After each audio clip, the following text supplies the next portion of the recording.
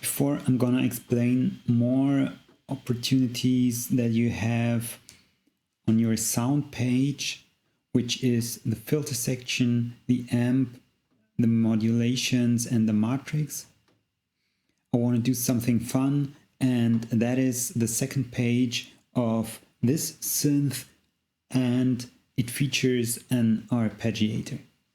Arpeggiators are found in a lot of modern synthesizers, and I think they basically have the same features, so I will show it here in Retrolog, but in Cubase almost all of the synths that you have this feature, and it looks basically the same. So you see this arpeggiator looks almost the same as this, and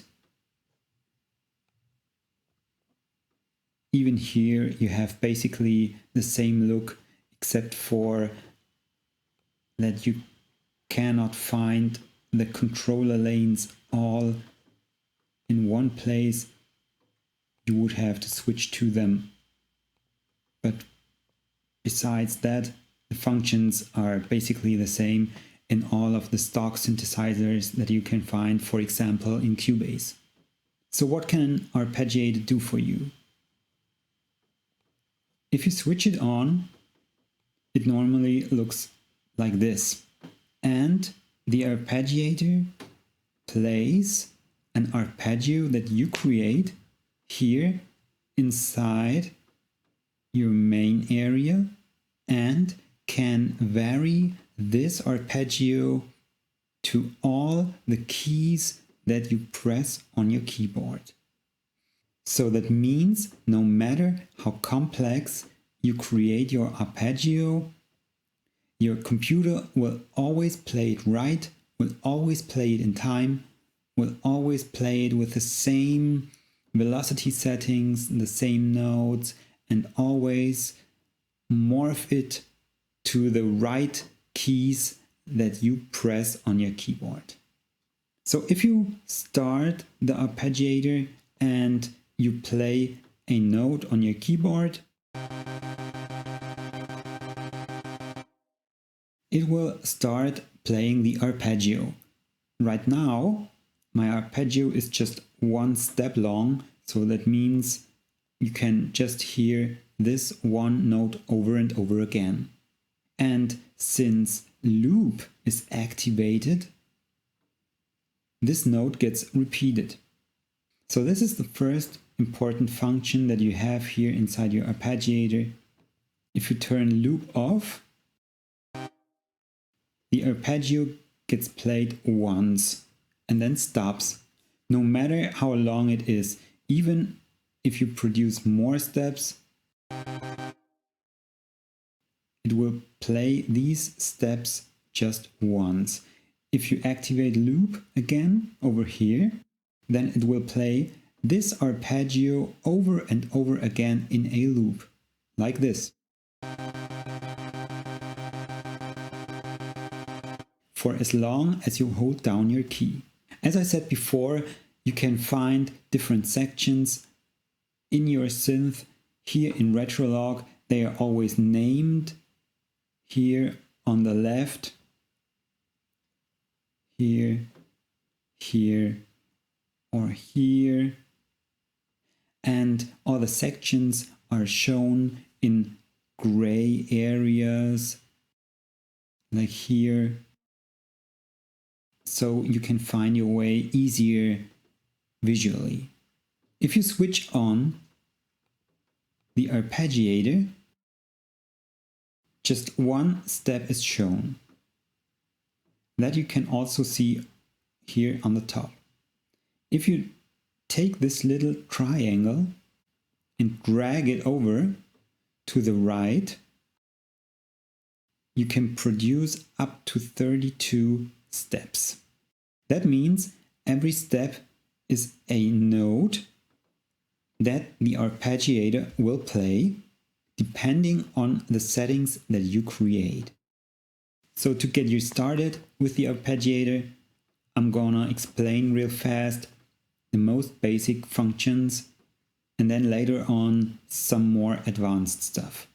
Here in your tempo section, you can do basic things that are related obviously to the tempo of your arpeggio and are not very complicated because you most likely know all of these from other places in your DAW as well. For example, the synchronize button can synchronize the tempo either to your host tempo, which you can see here, or lets you put in a free tempo that you like over here just in beats per minute. The loop button I already explained plays your arpeggio over and over again in a loop, or if you deactivate it, just once. The tempo scale lets you select how fast your arpeggio is gonna be played. If you choose, for example, 30-second notes, it of course will be played much faster than if you choose quarter notes. So that completely depends on your taste. Here, in your velocity field, you can change the velocity of the steps that you created. If you just drag the blue color up and down, that will make steps louder or softer, but you will not always hear an effect immediately. That varies very much on the setting you make here in your sound page. There is different possibilities to change the velocity here in this window. For example,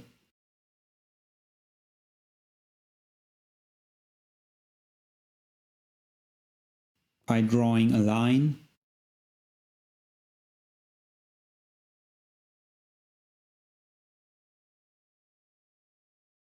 or just moving your mouse around, or resetting all the steps like I just did. You can do this by right-clicking and choose reset steps or reset all steps. Or if you want to create something more advanced, then you can choose different combinations of these lines that you will get if you use your modifier keys. If you want to know how these work, they work exactly the same like I showed in my Beat Designer video, so there they are all explained. You can check out the commands just in this video. I'll leave a link in the description. So this arpeggio will be played. Like I said, you can change the velocity. You can change the number of steps that your arpeggio will play. And in this row, you can change the pitch of each step of your arpeggio. So right now I have 0, 0, 0, 0. That means my arpeggio always plays the same note.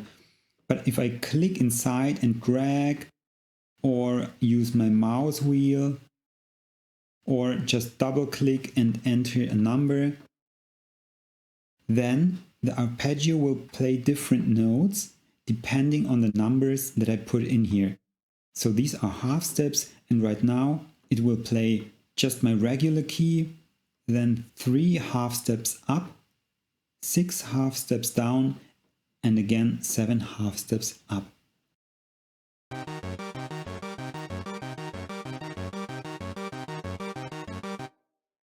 So now, if I press a key,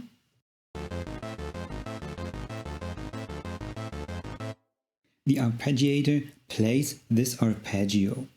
If I press another key, the arpeggiator will stop with my first key and play the same arpeggio with the second key, like this.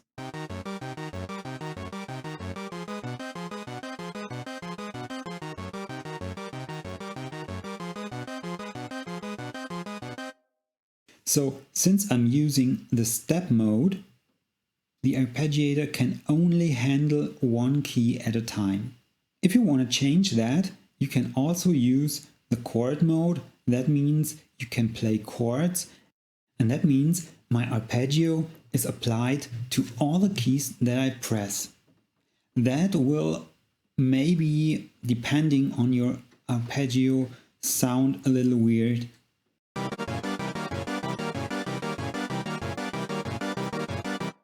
So if you want to use a chord in your arpeggio, you have to carefully think through which notes you will put in here. Since I'm talking about modes, there's some more and they're easily explained as well.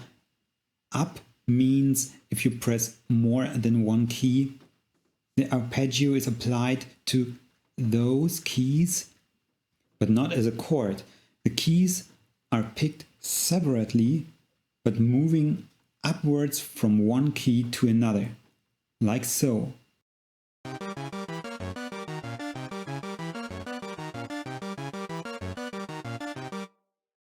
The same but in opposite direction is obviously downwards.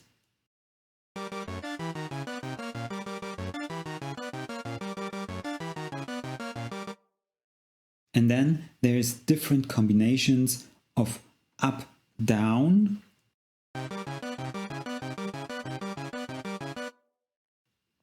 or down, up.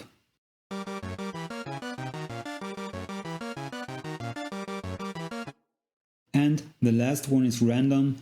That obviously means no matter which keys you press, it will pick some of these by random access.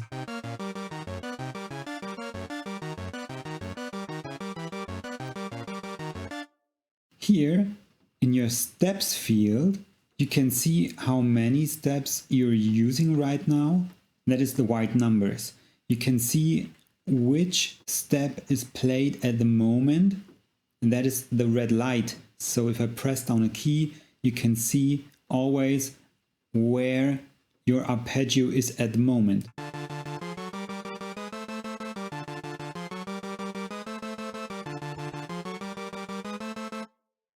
That is indicated via the red light.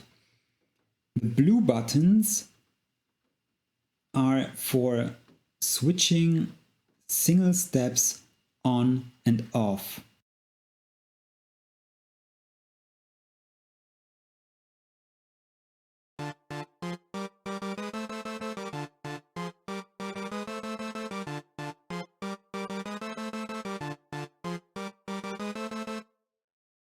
And the little line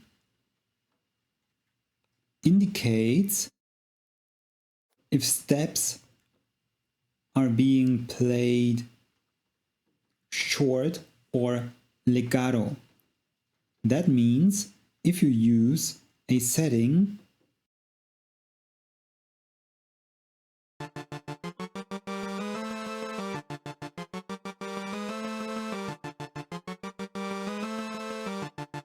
that changes the length of your notes, then you can switch every step that you like to legato. So the ones that have this little line will sound longer or will sound at full length, while the other ones are playing short. How short? That depends on the settings that you put in for your steps. Right now I used the gate scale button, but you can also produce shorter steps with a different function. And that function you can find inside your velocity field. If you hover over a step, you can not only change the velocity by dragging it up and down, you can change the length of every step by dragging to the left and right. And that will change the length of that certain step.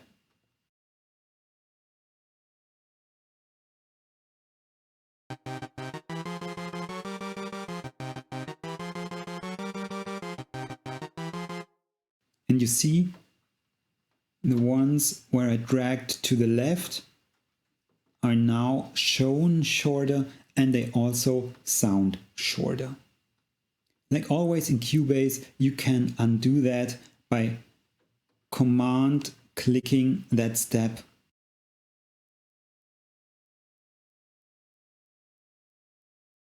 That will produce a length of 100 again. You can also drag it for a longer period than 100,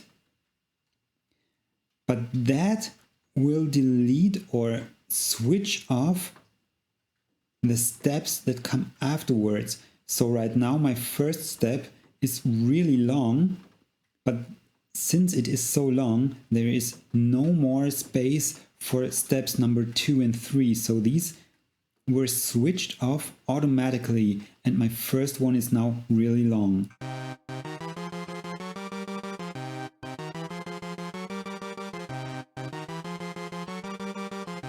With these functions, so using different steps numbers, switching steps on and off,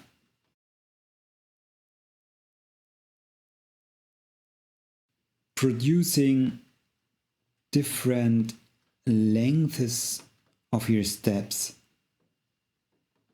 or even changing the velocity of your arpeggio, you can easily produce very interesting sounding arpeggios that would be very complicated to play by yourself, and you don't need any special music knowledge with that.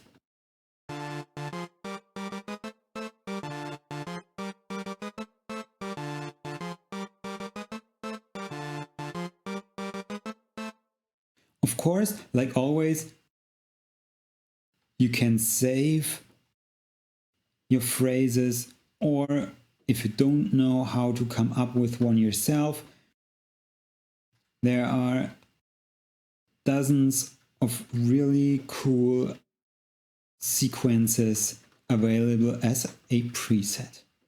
On the right of your steps column, you will find some easy to use variations for your arpeggio. If you click one of the two arrows, that will shift your whole sequence to the left or right. So if you produce a very standard arpeggio, but shift it for some clicks to the left or right, that could change the sound of your arpeggio a lot and probably make it more interesting that way.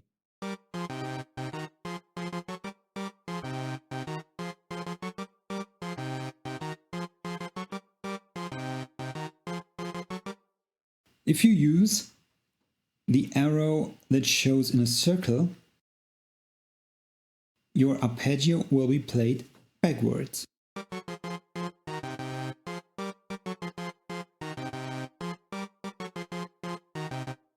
And if you use that symbol on the far right here, then you can copy your whole arpeggio and duplicate it afterwards, like so.